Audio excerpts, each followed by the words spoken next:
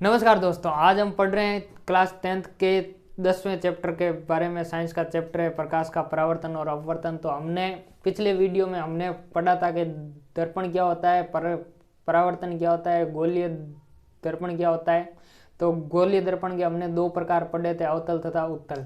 तो आज उसी गोलीय दर्पण के बारे में हम जानेंगे कि उसके ऊपर जो प्रतिबिंब है वो उनका निर्माण जो है वो किस प्रकार होता है। तो आइए स्टार्ट करते हैं। गोलीय दर्पण में प्रतिबिंब, क्या गोलीय दर्पण से प्रतिबिंब बनाना।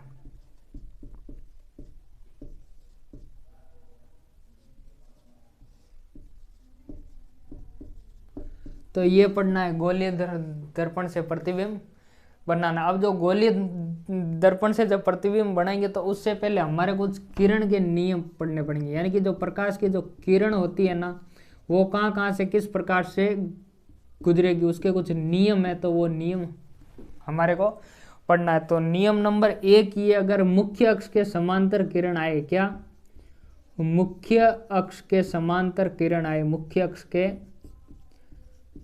समांतर अगर किरण आए तो वो कहाँ से गुजरेगी। तो मैंने यहाँ एक अवतल दर्पण बना लेता हूँ। ये पीछे इसके पॉलिश की हुई और मैंने यहाँ से मुख्य अक्ष खींच दिया। मैंने बताया था आपको कि यहाँ पे क्या होता है, P होता है, यहाँ पे F होता है और बाद में क्या होता है, C होता है। अगर इसके समांतर किरण आएगी तो वो ध्यान रखना कहाँ से जाएगी, फोकस से जाएगी।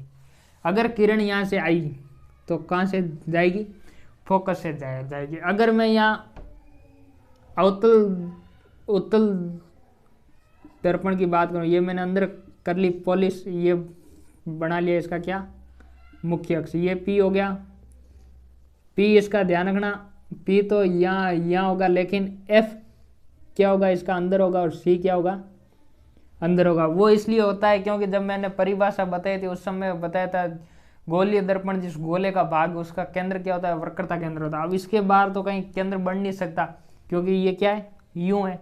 तो इसका C कहाँ है, अंदर होगा। अब इसके अगर समांतर आएगी किरण, ये आई इसके समान, तो यहाँ से टक्कर के ये क्या चली जाएगी, ऊपर की ओर चली जाएगी। लेकिन पीछे ये आपको फोकस के ऊपर जाती हुई क्या होगी, प्रतीत होगी। फोकस के ऊपर जाती हुई क्या होगी, प्रतीत होगी। तो ये था मुख्य अक्ष के अगर समांतर कोई किरण आती है वो कहाँ से निकलती है, फोकस से निकलती है।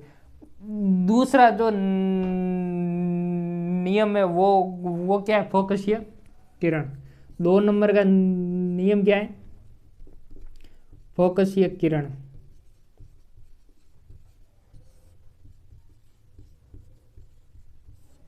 अब देखो, जो फोकसीय किरण है इसका मतलब ये है कि जो किरण आएगी, ये मैंने अवतल दर्पण बना दिया। अब यहाँ से जो मैंने ये ले लिया मुख्य अक्ष, ये F और ये C। अब वो बोल रहा है कि अगर कोई किरण फोकस से आए, मतलब ये है कि अगर कोई किरण सीधी यूं फोकस से आए, ठीक है, तो क्या होगा, तो ध्यान रखना वो मुख्य अक्ष के समांतर निकल जाएगी। मतलब क्या, उल्टा है। क्या है, उल्टा। अगर समांतर आई तो फोकस से निकलेगी, अगर फोकस से आई तो मुख्य अक्ष के समांतर निकलेगी। और ऐसा कैसा किसका है, ये उत्तल दर्पण का है, F C और ये पोल, ठीक है। अगर देखो, अब देखो, अब यहाँ से किरण कैसे आएगी, यहाँ से आएगी, क्या आई, ऐसे आई, तो ये क्या करेगी, यूं निकलेगी, समांतर निकलेगी। अब ये चीज समझ में आ रही है आपको, ठीक है। क्या होगा, अगर मुख्य अक्ष के समांतर आई तो फोकस से जाएगी, फोकस से आई तो क्या होगा, मुख्य अक्ष के समांतर जाएगी। तीसरा है अभिलंब किरण। क्या है, अभिलंब किरण।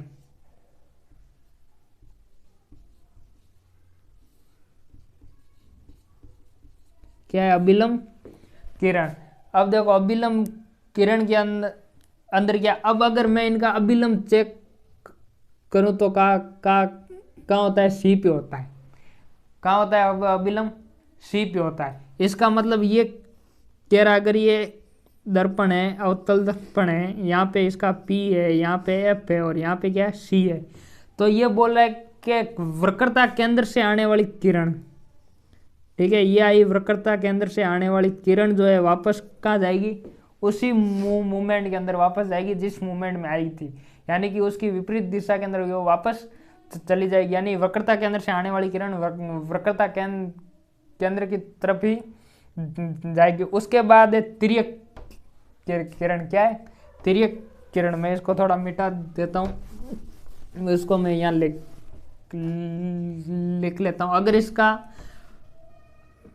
उत्तल दर्पण अपन बनाए तो इसका सी कहाँ होता है, एफ तो यहाँ होगा और सी कहाँ होगा, यहाँ होगा। अगर वो किरण ऐसे आएगी, ठीक है, तो वापस क्या होगा, इसी दिशा में लौट जाएगी। लेकिन पीछे जब क्या होगा, वक्रता केंद्र पर आती हुई क्या होगी, आपको आती हुई दिखाई देगी, आभास होगा कि ये आ रही है। ठीक है, उसके बाद आता है अपने पास क्या, तिर्यक किरण। क्या आता है, तिर्यक किरण। अब देखो जो तिर्यक किरण है, ठीक है, वो क्या है, ये जैसे ये है, ये इसका मुख्य अक्ष है, ये पी हो गया, ये एफ हो गया और ये क्या हो गया, सी हो गया। अब वो यहाँ से आएगी और यहाँ से निकल जाएगी, मतलब ये कोण और ये कोण क्या होगा, बराबर होगा। मतलब कोण आई बराबर कोण आर होगा, मतलब ये दोनों कोण क्या होंगे, बराबर होंगे। और ऐसे ऐसे क्या होगा इसका, इसमें होगा, किसमें, ये यहाँ से ऐसे आएगी तो ऐसे ये दोनों ही कोण क्या होंगे, बराबर होंगे। तो ये चीज आपने सीखी, क्या सीखी, किरण के नियम। अब आते हैं उत्तल दर्पण जो था उसके प्रतिबिंब कैसे थे। उत्तल दर्पण के जो प्रतिबिंब थे वो कैसे थे, इसका स्क्रीनशॉट लेना है तो ले लो। ठीक है, तो स्क्रीनशॉट आ गया होगा। ठीक है, अब देखो उत्तल दर्पण है, उनका जो प्रतिबिंब बनेगा वो किस प्रकार से बनेगा और अवतल दर्पण के प्रतिबिंब बनेंगे किस प्रकार। अब इसमें आपको पूछा ये जाएगा, सीधा क्वेश्चन आएगा, वस्तु अनंत पे है तो प्रतिबिंब कहाँ बनेगा, प्रतिबिंब की प्रकृति कैसी होगी, या आपको गणितीय रूप में दे देंगे, वस्तु की फोकस से वस्तु की दूरी ती है या ध्रुव से वस्तु की दूरी ती है तो प्रतिबिंब इतनी दूरी पर बनेगा, तो प्रतिबिंब की प्रकृति कैसी होगी। तो इस बारे में हम पढ़ेंगे क्या, उत्तल दर्पण के प्रतिबिंब। ठीक है, अब देखो होता क्या है। अब मैं यहाँ एक उत्तल दर्पण बना लेता हूँ, ठीक है, ये अवतल हो गया ना, ये यहाँ बना लेता हूँ।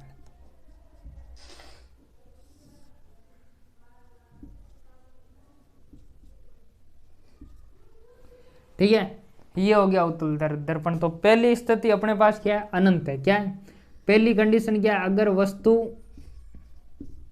अनंत पर हो,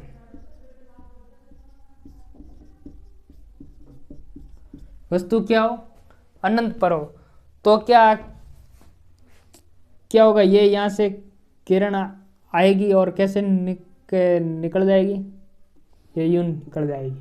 लेकिन पीछे वो कहाँ जाती हुई, मैंने आपको कहा था अगर मुख्य अक्ष के समांतर आए तो वो कहाँ जाएगी, फोकस पे जाएगी। यहां से अगर किरण आई तो कहाँ जाएगी, फोकस पे जाएगी। ठीक है, यानी कि ये जाएगी तो इस साइड, लेकिन पीछे आप, यानी कि आपको दिखाई कहाँ देगी, फोकस पे दिखाई देगी। यानी कि अगर वस्तु अनंत पर हो तो प्रतिबिंब कहाँ बना, दर्पण के पीछे बना। कहाँ बना, दर्पण के पीछे बना। और कैसा बना, आभासी और बहुत छोटा, यानी क्या, बिंदु साइज का प्रतिबिंब बना। अब मैं यहाँ पे क्या लिख सकता हूँ, यहाँ पे ये लिख सकता हूँ प्रतिबिंब की प्रकृति। क्या, प्रतिबिंब की प्रकृति। ठीक है, अब देखो प्रतिबिंब की प्रकृति कैसी है, पहला कैसा है, सीधा है। दूसरा क्या है, आभासी है। और तीसरा क्या है, बहुत छोटा। क्या है, बहुत छोटा। कोष्टक में आप लिख सकते हो बिंदु साइज का। ये तो हो गया पहला, अगर वस्तु अनंत पर हो तो। दूसरा इसमें क्या बनता है, अगर वस्तु अनंत और पी के मध्य हो तो क्या बनेगा, अगर वस्तु अनंत और पी के मध्य हो तो ये मैंने लाइन खींच ली ऐसे, ठीक है। यहाँ पे क्या है, एफ है और यहाँ क्या है, सी है। अगर यहाँ है प्रतिबिंब कहाँ है, यहाँ है, ठीक है। अब देखो, अब अपने पास कंडीशन क्या है, यहाँ तो थी क्या वस्तु अनंत पर हो, और यहाँ क्या है, वस्तु P व अनंत के मध्य हो, बीच में हो। ये हमारे पास क्या है, वस्तु की कंडीशन है, ठीक है। तो अब होगा क्या, ठीक है। अब क्या होगा, यानी कि यहां से किरण आएगी, ठीक है। ये समांतर आई तो किससे निकलेगी, ये फोकस से निकलेगी। मतलब क्या, फोकस पे जाती हुई आपको क्या होगी, प्रदर्शित होगी, आपकी कल्पना होगी कि ये फोकस के ऊपर जा रही है। और अगर यहाँ से सी से अगर ये किरण अगर सी पर जाए सीधी, कहाँ पे, सी पे, यानी कि वक्रता केंद्र की ओर जाएगी ऐसे, ठीक है। ये यहाँ से गई, ठीक है। अब ये यहाँ से जाएगी और यहाँ से ही वापस आएगी, लेकिन पीछे आपको कहाँ जाती हुई प्रतीत होगी, वक्रता केंद्र पे। लेकिन ये दोनों क्रॉस कहाँ, एफ तथा पी के बीच में, ठीक है। तो अब देखो, अब अपने पास जो प्रतिबिंब बना है, तो प्रतिबिंब की प्रकृति कैसी है, पहला क्या, सीधा है, दूसरा क्या, आभासी है, क्या है, आभासी। तीसरा क्या है, वस्तु से छोटा है, क्या है, बहुत छोटा नहीं है, वस्तु से छोटा है। तो ये अपने पास दो, यानी कि उत्तल दर्पण में प्रतिबिंब की बात करेंगे तो दो ही कंडीशन होगी। वो इसलिए होगी, अब आपको क्वेश्चन पूछ ले कि उत्तल दर्पण में वस्तु की जो कंडीशन होती है वो दो क्यों होती, तीसरी क्यों नहीं होती। वो इसलिए नहीं होती, अनंत पर वस्तु रख सकते हैं और अनंत और पी के मध्य रख सकते हैं, क्योंकि इस साइड ना तो फोकस है ना क्या है, वक्रता केंद्र है। वक्रता केंद्र का इनके पीछे, दर्पण के पीछे, ठीक है ना। तो यहाँ तो कोई वस्तु रखी नहीं जा सकती, कहाँ रखी जाएगी, इधर ही रखी जाएगी, इसलिए ऐसा होता है, ठीक है। अब देखो, अब हमने ये चीज पढ़ी, अब इसी से हम रिलेटिव बात करते हैं कि इसका उपयोग कहाँ होगा। अब प्रतिबिंब आपने पढ़ा क्या होती है, यानी कि अपना जब अपन समतल दर्पण या घर में जो कांच है उसमें देखते तो अंदर जो अपनी खुद की फोटो दिखाई देती वो क्या होता है, अपना प्रतिबिंब होता है। तो ये प्रतिबिंब हमने पढ़ा, यहाँ बढ़ेंगे तब इसका उपयोग कहाँ होता है, यानी कि ये उत्तल दर्पण का उपयोग कहाँ होगा। तो उपयोग आपने देखा होगा, सबसे पहले गाड़ी के जो साइड मिरर होते हैं, यानी कि पीछे देखने वाले जितने भी कांच होते हैं उसमें क्या होता है, उत्तल दर्पण होता है। क्या होता है, उत्तल, यानी कि इसका उपयोग क्या हुआ, इसका उपयोग ये हुआ वाहनों में साइड कांच या साइड मिरर, साइड कांच। अब देखो उसमें उपयोग क्यों होता है, उसमें उपयोग ये होता है, देखो हमने यहाँ प्रतिबिंब इतना बड़ा रखा तो यहाँ पे देखो इतना ही बना है ना, यानी कि अगर पीछे कोई बड़ी गाड़ी आ रही है तो हम कांच में देख सकते हैं, क्योंकि वो उसमें जो प्रतिबिंब दिखेगा वो क्या दिखेगा, बिल्कुल छोटा दिखेगा। यानी कि वो इतनी बड़ी गाड़ी जो होगी वो कहाँ जाएगी, वो कांच के अंदर पूरी हमारे को दिखाई देगी। दूसरा इसका उपयोग कहाँ है, एटीएम मशीनों में होता है। कहाँ होता है, एटीएम मशीनों में, एटीएम मशीनों में, ठीक है। अब देखो ये एटीएम मशीनें जो है, क्या ये एटीएम मशीनें जो है, ठीक है, उसमें आपने देखा होगा जहाँ पे स्क्रीन होती है उसके जस्ट ऊपर एक क्या होता है, लगा हुआ था छोटा सा कांच। उसमें क्या होता है, उसमें पीछे खड़े आदमी को आप देख सकते हो आराम से कि ये इसकी नजर कहाँ है, कहीं हमारे पासवर्ड पर तो नहीं है, तो इसलिए वो काम आता है एटीएम मशीनों में। तो ये जो अवतल दर्पण के जो प्रतिबिंब और उपयोग थे वो क्या हो गए, पूरे हो गए। अगर आपको स्क्रीनशॉट लेना है तो ले लो, ठीक है। तो स्क्रीनशॉट ले लिया होगा। अब आते हैं अवतल दर्पण। इसमें 6 प्रकार की प्रकृति है, कितनी है, 6 प्रकार की प्रकृति, और एक साथ हमारे को याद करना है, एकदम सॉलिड याद होना चाहिए। इसमें देखो ज्यादा माथापड़ी वाली बात है नहीं, ज्यादा माथापड़ी वाली बात है डायग्राम बनाना है, बाकी याद करने में कोई ज्यादा माथापड़ी वाली बात है नहीं। ठीक है, अब देखो मैं यहाँ बना लेता हूँ, पहले लिख देता हूँ अवतल दर्पण। क्या है? अवतल दर्पण से प्रतिबिंब बनाना।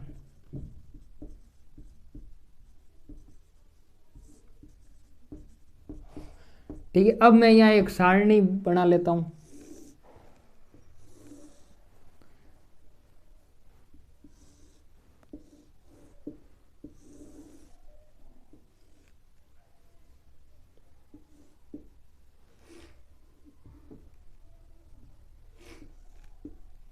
ठीक है, अब मैं यहाँ लिखूंगा वस्तु कहां पर है, कहाँ, क्या वस्तु कहां पर है। ठीक है, ये बाहर चला गया गया, चलो इधर लिख लेता हूं। ये क्या वस्तु की कंडीशन है और ये किसकी है? प्रतिबिंब की। किसकी है? प्रतिबिंब की। ठीक है, अब देखो वस्तु अगर अनंत पर होगी, कहाँ? अनंत पर, तो प्रतिबिंब कहाँ बनेगा? फोकस पर। अगर वस्तु वक्रता केंद्र पर होगी तो कहाँ बनेगा? वक्रता केंद्र पर। अगर वस्तु फोकस पर होगी तो कहाँ बनेगा? अनंत पर। ठीक है, अब देखो याद क्या रखना है? अनंत पर होगी तो फोकस पर, फोकस पर होगी तो अनंत पर। उल्टा अगर वक्रता केंद्र पर होगी तो वक्रता केंद्र पर बनेगी। अगर देखो अनंत और वक्रता केंद्र में के बीच होगी तो इन दोनों के बीच बनेगा। अगर इन दोनों के बीच होगी यानी फोकस तथा वक्रता केंद्र के बीच होगी तो यहाँ बनेगा। ये चीज समझ में आ गई। 5 कंडीशन यहाँ हुई। एक कंडीशन और है, वो उसको पढ़ेंगे हम कहाँ? लास्ट में। ठीक है, अब देखो अब मैं इसका डायग्राम बनाना स्टार्ट करता हूँ। पहली कंडीशन क्या? अगर वस्तु अनंत पर हो, कहाँ हो? अनंत पर हो। सीधा सीधा बनाना है। दर्पण बना लिया, मुख्य अक्ष खींच दिया, यहाँ एफ बना दिया, यहाँ सी बना दिया। ठीक है, अब करना क्या है? समांतर किरण लेके आनी थी। मैंने बताया था अगर कोई समांतर किरण आएगी तो वो कहाँ से गुजरेगी? फोकस से गुजरेगी। यहाँ से भी समांतर आई। ठीक है, अनंत से आई ना। ठीक है, कहाँ आई? समांतर आई तो कहाँ से निकली? ये फोकस से निकली। तो हमारे पास जो प्रतिबिंब की प्रकृति हुई वो कैसी हुई? अगर मैं यहाँ प्रतिबिंब की प्रकृति लिखूं तो कैसा बना? छोटा। कैसा बना? छोटा। छोटा मतलब बिंदु साइज का। किसका? बिंदु साइज। ठीक है, दूसरा क्या बना? उल्टा। और तीसरा क्या बना? वास्तविक। क्या? वास्तविक।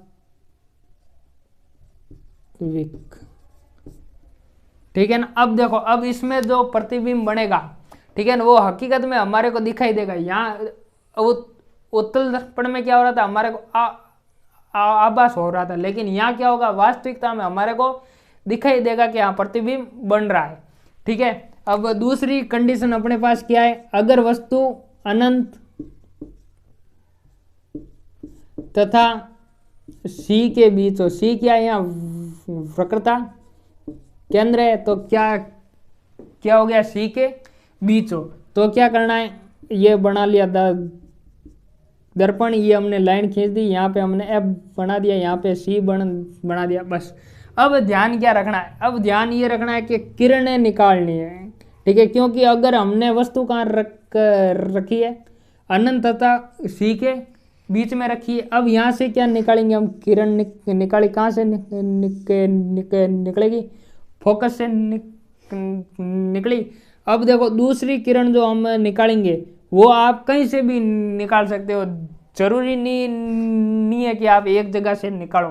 ठीक है, जरूरी नहीं है कि ये फोकस से निकाल के यूं करो। आप वक्रता केंद्र से भी निकाल सकते हो, फोकस से भी निकाल सकते हो, कहीं से भी निकाल सकते हो।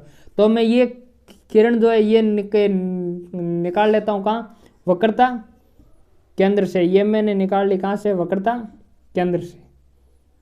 ठीक है, अब मैंने क्या बताया था? वक्रता केंद्र से जाने वाली किरण वापस उसी दिशा के अंदर जाएगी। तो हमारा प्रतिबिंब कहाँ बना? यहाँ बना।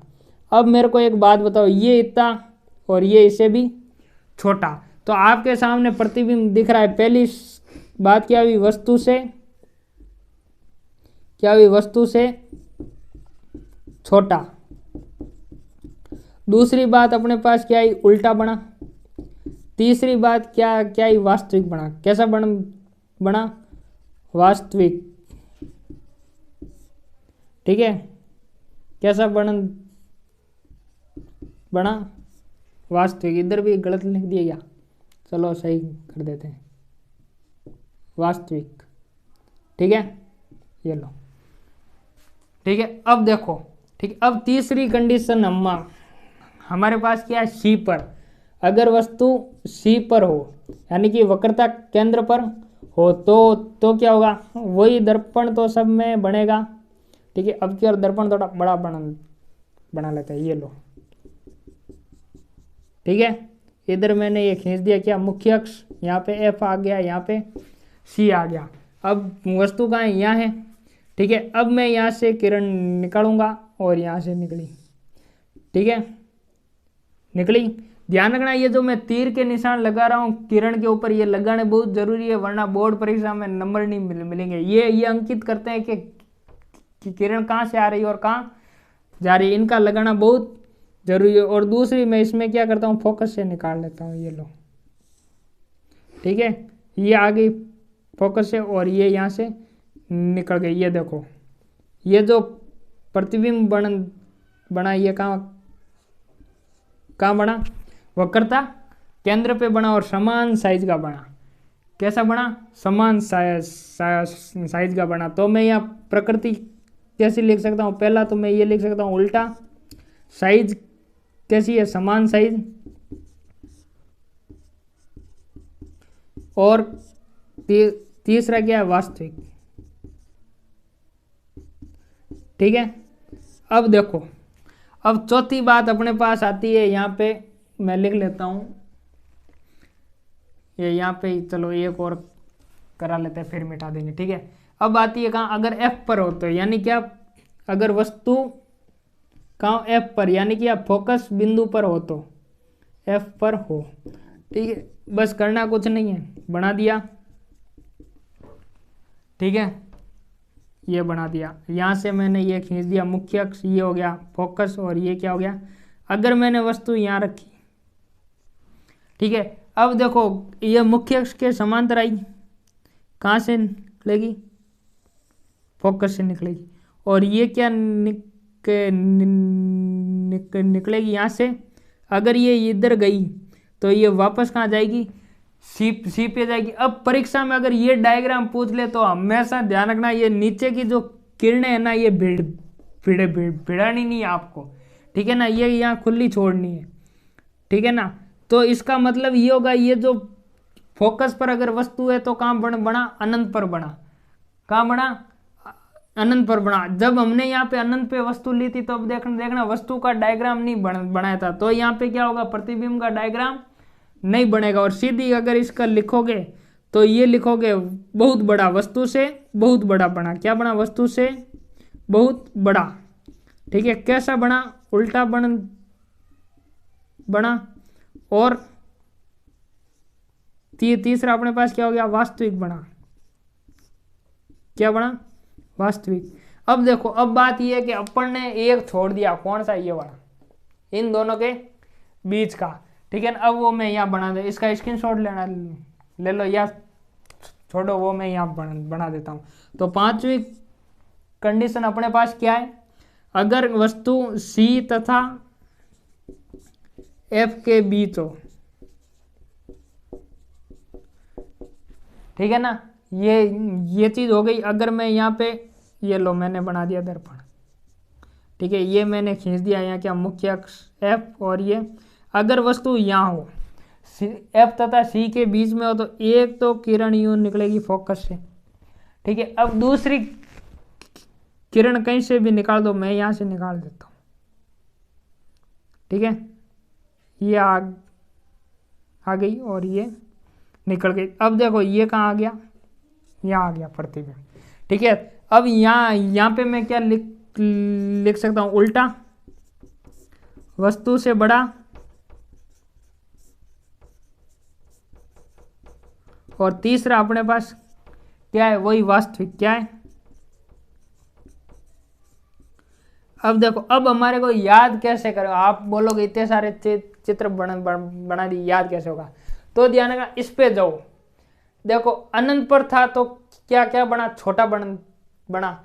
इन दोनों के बीच में आए तो क्या बना, बिंदु साइज का नहीं बना, लेकिन क्या बना, वस्तु से छोटा बना। फिर सी के ऊपर आए तो क्या क्या बना, बराबर बना। फिर इन दोनों के बीच में आए क्या बना, वस्तु से बड़ा बना। यानी सी के बाद क्या बनेगा, वस्तु से बड़ा, और सी से पहले क्या होगा, वस्तु से छोटा। तो यही बात ध्यान रखिए, अनंत पर है तो एफ पर, सी पर है तो सी पर, और एफ पर है तो अनंत पर। इन दोनों के बीच में तो इन दोनों के बीच में, और इन दोनों के बीच में तो इन दोनों के बीच में। किरण के नियम मैंने आपको बता दिया, आप कहीं से भी निकाल सकते हो।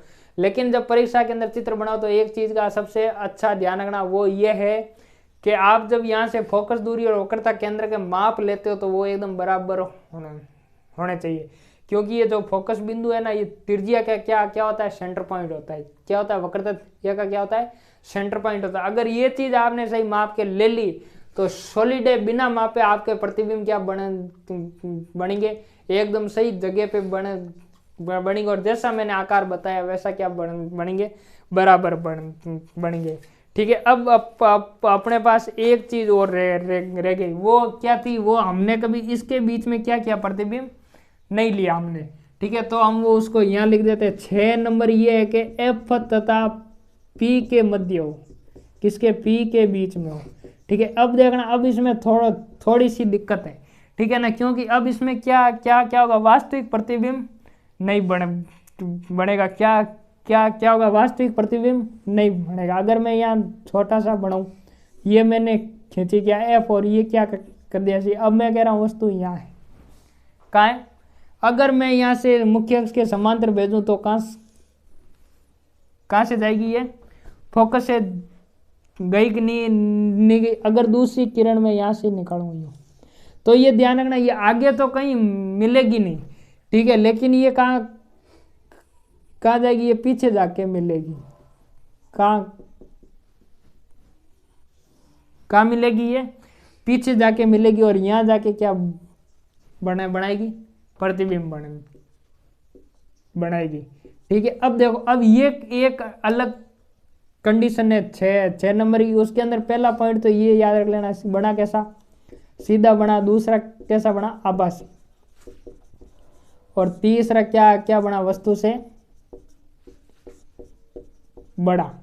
बस ये 3 चीज इसमें हमारे को एक अलग से याद रखनी है। अब आता है अपने पास क्या, इसके उपयोग क्या है। क्योंकि इसमें तो बन रहे प्रतिबिंब कैसे, वास्तविक, वस्तु से छोटे बड़े भी हो रहे हैं, तो इनका उपयोग क्या हो सकता है। तो ध्यान रखना, हमने यहाँ पढ़ा था, अगर वस्तु फोकस पे हो तो क्या करेगी, किरणें फैल जाएगी। क्या होगी, किरणें जो है फैल जाएगी, और आगे जाके बहुत बड़े प्रतिबिंब का निर्माण करेगी। मतलब क्या हुआ कि किरणें फैल रही है। तो ध्यान रखना, ये जो वाहनों के अंदर या टॉर्च लाइट या सैटेलाइट वगैरह जैसी चीजें होते हैं, पहला क्या है, टॉर्च के अंदर आपने देखा प्रकाश फैलता है। सैटेलाइट में क्या होता है, इसका यूज होता है। ठीक है, एक बात ये। ठीक है, अब देखो, वाहनों में जो आगे हेडलाइट होती है,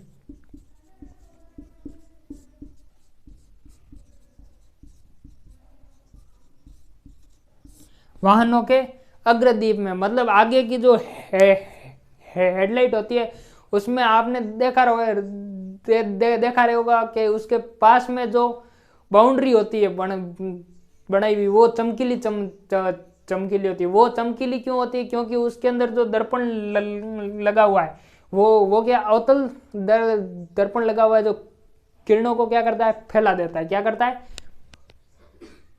फैला देता है। और तीसरा इसका उपयोग क्या है, तीसरा इसका उपयोग है सौर भट्टियों में जो सौर कुकर होते हैं, वो क्या करते हैं, उनके ऊपर क्या होती है, सूर्य की किरणें आती है। किस पे आती है, अवतल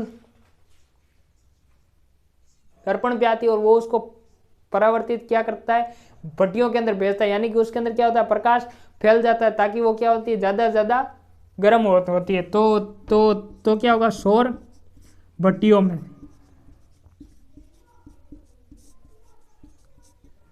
ठीक है ना। और चौथा इसका उपयोग है क्या, दाढ़ी बनाने में, क्या है, शेविंग बनाने में,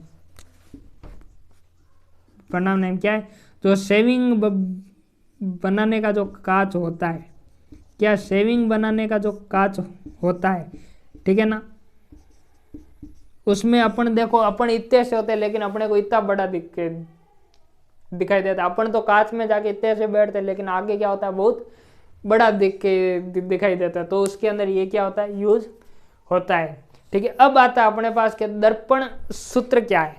ठीक है, दर्पण सूत्र क्या है वो उसके बारे में पढ़ेंगे। अगर इसका स्क्रीनशॉट लेना है तो आप ले सकते हो।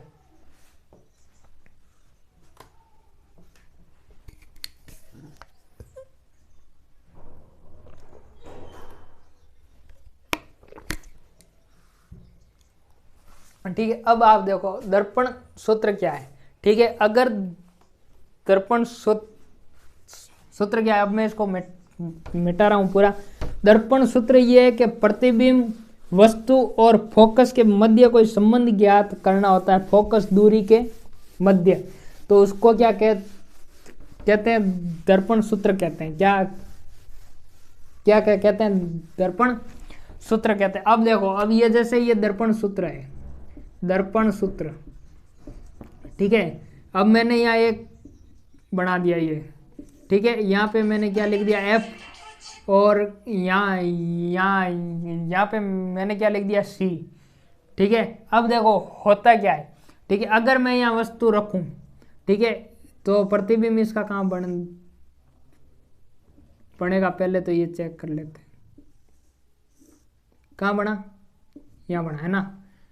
ठीक है, कहाँ बना, यहाँ बना। अब देखो ये तो हो गई अपने पास क्या, फोकस से पी के बीच की दूरी जो होती है वो क्या होती है, फोकस दूरी होती है। और ये क्या है, प्रतिबिंब की साइज और बिंब की साइज, इनके बीच में अगर कोई संबंध होता है तो वो क्या होता है, दर्पण सूत्र होता है। यानी कि अगर मैं यहाँ एक लाइन लिखना चाहूँ सीधा सीधा दर्पण सूत्र के बारे में, तो मैं सीधी सीधी लिख सकता हूँ क्या, फोकस दूरी, क्या, फोकस दूरी, इसको क्या कहते हैं, स्मॉल एफ। बिंब का मतलब क्या होती है, वस्तु, यानी कि बिंब की साइज, उसको किससे लिखते हैं, यू से। व प्रतिबिंब की साइज,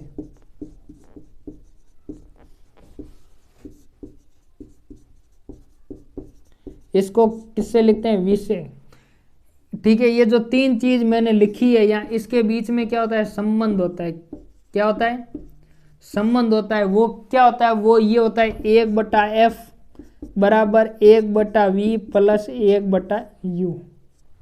इसमें ध्यान रखना सब स्मॉल है। क्या है, सब स्मॉल है। एफ का मतलब क्या है, फोकस दूरी, यू का मतलब क्या है, बिंब की साइज, और वी का मतलब क्या है, प्रतिबिंब की साइज। ठीक है, अब आप बोलोगे ये है क्या, तो ध्यान रखना बिंब की साइज क्या है, मतलब ये क्या, बिंब की साइज नहीं है, क्या क्या क्या है, यहाँ दूरी है, क्या है, प्रतिबिंब की, बिंब की दूरी, और क्या है, प्रतिबिंब की दूरी है। ठीक है, अब देखो होता क्या, बिंब की दूरी जो आपको ये दिख रही है यहाँ तक, ये क्या है, इसको क्या बोलेंगे, यू बोलेंगे। और प्रतिबिंब की दूरी यानी पी से प्रतिबिंब तक, तो उसको क्या बोलेंगे, वी बोलेंगे। तो ये तो था अपना क्या, दर्पण सूत्र था। क्या था, दर्पण सूत्र था। आपको कह देंगे कि फोकस दूरी इतनी है और बिंब की दूरी इतनी है, तो प्रतिबिंब कहाँ होगा, यानी कि प्रतिबिंब की दूरी निकालनी पड़ेगी और आपको बताना पड़ेगा प्रतिबिंब कैसा होगा। ठीक है, उसके बाद आता है क्या, आवर्धन। क्या आता है, आवर्धन। ठीक है, आवर्धन क्या होता है, h/h डैश। क्या होता है, h/h डैश। h क्या है, ये है आपके बिंब की साइज, जो हमने यहाँ लिखा था ना बिंब की साइज, वो नहीं थी। बिंब की साइज कहाँ आएगी, यहाँ आएगी बिंब की साइज, बट्टा क्या आएगी, प्रतिबिंब की साइज। क्या आएगी, प्रतिबिंब की साइज। ठीक है, अब देखो होगा क्या। ठीक है, अब ये चीज होगी कि इन दोनों का जो अनुपात है ना, वो क्या कहलाता है, आवर्धन कहलाता है। क्या कहलाता है? हमेशा आवर्धन कहलाता है। अब जब ध्यान रखना, मैंने जब चिन्ह परिपाटी आपको बताई थी, क्या बताई थी? चिन्ह परिपाटी। तब मैंने कहा था इससे इधर क्या होगा, सारा माइनस में होगा। क्या होगा? माइनस में होगा। तो सीधा सीधा एक याद रख लेना, बिंब की जो दूरी है वो किस में आएगी? माइनस में आएगी। सीधी सीधी क्या है, जब मैंने चिन्ह परिपाटी बताई थी पिछले वीडियो के अंदर, आप जाके देखना उस पिछले वीडियो को, तो अब मैंने आपको कहा था चिन्ह परिपाटी में कि अगर दर्पण से इधर कोई वस्तु आए तो वो किस में आएगी? माइनस में आएगी। ठीक है ना। अगर आपको आर पूछे, आर क्या होगा? तो 2 और एफ होगा। यानी क्या? फोकस दूरी का दुगुना क्या होती है? वक्रता त्रिज्या होती है। ठीक है। तो ये चीजें हमारे को जाननी थी। अब इससे जो भी अगला कंटेंट होगा, क्या? प्रकाश का अपवर्तन, वो पढ़ेंगे हम नेक्स्ट वीडियो में। आज के लिए इतना ही। आपको कोई डाउट है, हम परीक्षा से पहले को पूरी कोशिश करेंगे कि आपको सिलेबस करा दे। हम यानी कि 4-5 दिन में हम क्या करेंगे कि आपके प्रूफ रीडिंग कराएंगे। कई स्कूल ऐसी होगी जहाँ क्या होगी, आपके प्री बोर्ड स्टार्ट हो जाएंगे, टेस्ट लेने स्टार्ट हो जाएंगे। तो हम क्या करेंगे, केमिस्ट्री का एक भाग उठाएंगे, यानी कि पहले चैप्टर से 5वें चैप्टर, उसको 2 घंटे के अंदर आपको क्या कराएंगे? क्लियर कराएंगे। उसको बोलते हैं प्रूफ रीडिंग बोलते हैं उसको। ठीक है ना। तो ऐसे करके हम साइंस के 3-4 भाग बना लेंगे, ताकि परीक्षा के अंदर क्या करेंगे, आपको बहुत ज़्यादा हेल्प करेंगे। तो ये देखने के लिए हमारे चैनल को क्या करें, सब्सक्राइब करें और ज़्यादा से ज़्यादा शेयर करें। धन्यवाद।